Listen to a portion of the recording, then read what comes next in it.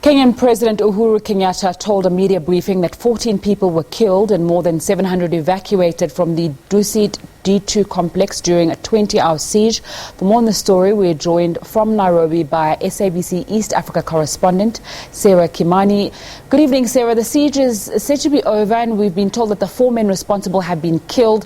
Describe what's happening in Nairobi as well as near the hotel.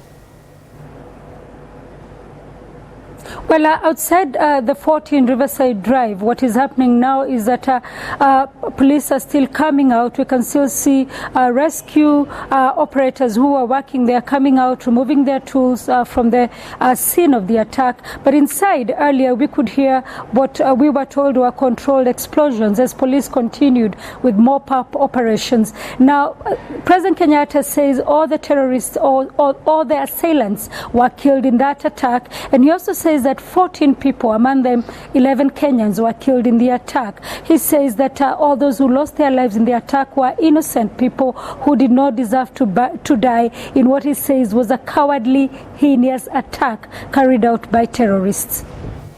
Sarah, President Kenyatta also saying in that briefing that people in Kenya are safe. Is that the feeling on the ground, or are people quite rattled by what's taken place? Well, what you see around Kenya is a sense of defiance. Apart from where the 14 Riverside Drive is, the rest of the country tried to go back to work as usual. Offices were open and people carried on. In social media, there was a hashtag Kenya Unbowed that has been trending all morning and all day, with people trying to say that they stand united, they stand with the security officers who carried out the operations yesterday and well into the early hours of this morning. But of course, there are questions as to whether intelligence officials had information on this attack and if they could have done more to prevent what happened. President Kenyatta, however, very quick to speak to Kenyans and also to speak to visitors, saying that the country is safe and ready for business. This attack coming very close to an election that was very fractious and one that left Kenya's economy on its knees. And so this attack, of course, will have Kenyans worried that the economy will be hurt again, and especially the tourism sector. But Kenyatta was quick to assure that they will be going after every person who may have funded or who may have taken part in any way in this attack. Indeed, on Monday, we expect a Kenyan court to rule on whether suspects of yet another terror attack, the Garissa University terror attack, have a case to answer. This attack also came just a day after another court had ruled that 3 suspects in the Westgate Mall attack had a case to answer.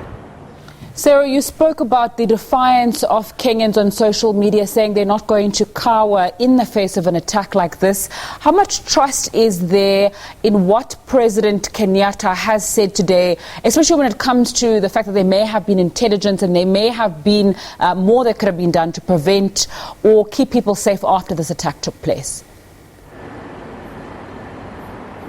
Indeed, there have been a lot of questions also because this time, unlike other times when there are hourly updates from of information from government officials, whether from the Interior Security Minister or from the police, this time information has been very much controlled. And apart from the updates that we had from the Inspector General of Police, the only other update we had was today with the President, and then after that, the Interior Security Minister and the Secretary General of the Red Cross saying that there would be no more updates. So people saying that maybe this is being done hurriedly and that information may be lost in between, and that people have not been able to establish if indeed the Riverside Drive has been cleared of all the victims, of any survivors. And so some of them even saying that they doubt the numbers, the 14 that are said to have been killed. But more so, when you look at the video that is showing the attackers getting into the hotel, and information also coming in that they have been planning this since March last year. Some people saying that there was still a security lapse, something that happens a lot. After an attack, you will see, like President Kenyatta said today, security being heightened across the country, along the borders, in malls, in churches, in schools. And then there is a lull when there's the situation now gets back to normal and people seem to go on with their lives, including security officers. And this is what Kenyans are saying needs to be checked on. Sarah Kimani, our East Africa correspondent, thanks for your time this evening, giving us an update on that horrific attack that took place in Kenya.